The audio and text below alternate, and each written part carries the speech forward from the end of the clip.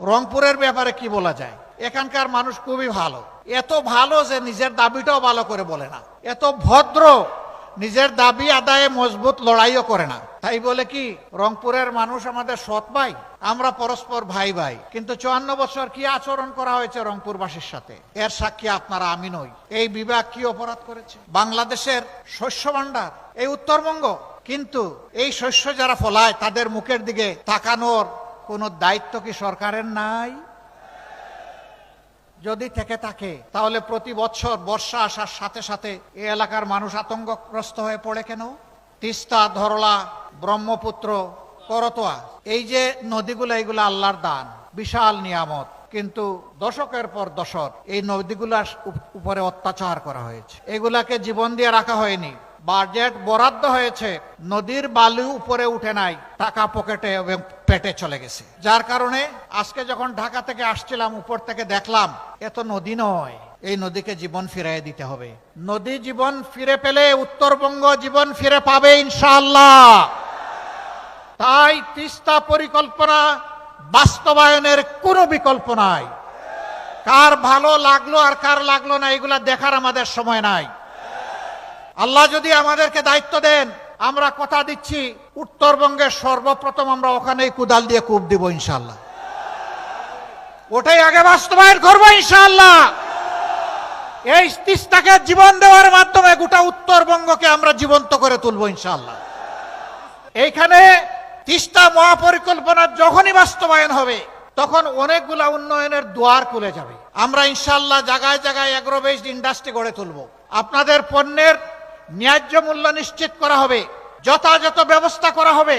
ফলমূল যা ফলে উত্তরবঙ্গে তা দিয়ে সারা বছর বাংলাদেশের মানুষ আনন্দে খেতে পারত, কিন্তু এগুলা সংরক্ষণের কোনো ব্যবস্থা নেই বলে খুব তাড়াহুড়া করে পচে গলে অথবা বিক্রি করে সব শেষ হয়ে যায়। আমরা এই যন্ত্রণা থেকেও উত্তরবঙ্গের আমাদের চাষি কৃষক ভাইদেরকে বের করে আনতে চাই। এখনো মান্দাতার আমলের কৃষি ব্যবস্থা এখানে চলবে কেন?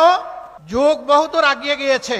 আমরা আধুনিক প্রযুক্তি নির্ভর কৃষি শিল্পের বিপ্লব ঘটাবো ইনশাআল্লাহ। এই বিপ্লব শুধু উত্তরবঙ্গের ভাগ্য খুলে দিবে না, এই বিপ্লব বাংলাদেশের 18 কোটি মানুষের কপাল খুলে দেবে। আমরা উত্তরবঙ্গকে কৃষি বিপ্লবের রাজধানীতে পরিণত করতে চাই। কৃষি প্রযুক্তি ভিত্তিক বিশ্ববিদ্যালয় গড়তে হয়, তাই করা হবে ইনশাআল্লাহ। ইন্ডাস্ট্রি স্থাপন করতে হয়, সেইটা করা হবে। সরকারি, বেসরকারি এবং যৌথ উদ্যোগ সবকিছুতে যদি আমরা সেই উদ্যোগ নিতে পারি, বিদেশিরাও এখানে বিনিয়োগ করতে আসবে। এরকম যখন ইন্ডাস্ট্রিয়াল বেস হয়ে যাবে, আর উত্তরবঙ্গের মানুষকে ছোট্ট একটি চাকরির জন্য পেরেশান হয়ে ঢাকার দিকে ছুটতে হবে না। উত্তরবঙ্গই ঢাকার ফ্যাসিলিটি ঘরে ঘরে এনে দেবে। আমরা চাই না উত্তরবঙ্গ আর বঞ্চিত থাকুক। বলবেন যে এরকম তো যুগে যুগে অনেকেই বলেছে, তার নিশ্চয়তা কি? আমরা 5 আগস্ট বলেছিলাম আমরা কথা রাখবো, হে জাতি আমরা মজলুম, কিন্তু আমরা কারো উপর থেকে প্রতিশোধ নিব না। আল্লাহর কসম, একটা মানুষের দিকে আমরা হাত বাড়াইনি। আমরা কি কথা রেখেছি?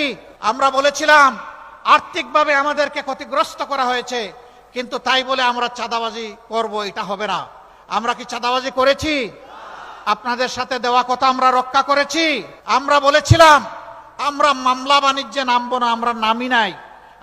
আমরা কি কথা রাখতে পেরেছি? ইনশাআল্লাহ আমরা কথা রাখবো। আমাদের 2 জন ভাই মাত্র 5 বছরের জন্য 3টা মন্ত্রণালয় পরিচালনা করেছিলেন। সততা, স্বচ্ছতা এবং দক্ষতার সাথে তারা সেই মন্ত্রণালয় পরিচালনা করেছেন। তারা সৎ ছিলেন, তারা স্মার্ট ছিলেন। তাদের দিকে কেউ আঙ্গুল তোলার সাহস করে নাই যে এই মন্ত্রণালয়ে অপরাধ হয়েছে অথবা এখানে স্বজনপ্রীতি করা হয়েছে, এটা বলার সাহস কারো হয় নাই। কেন জানেন? তারা আল্লাহকে ভয় করতেন। আমরা যে কথাগুলো আপনাদেরকে বলছি, আমাদের সবগুলা কথার সাক্ষী হয়ে যাচ্ছেন স্বয়ং আল্লাহ রাব্বুল আলামিন। আমরা সেই আল্লাহকে ভয় করি।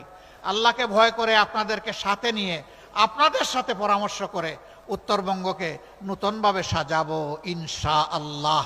এই সাজানোর কাজে আপনারা জান প্রাণ দিয়ে, ভালোবাসা দিয়ে আমাদেরকে কবুল করবেন।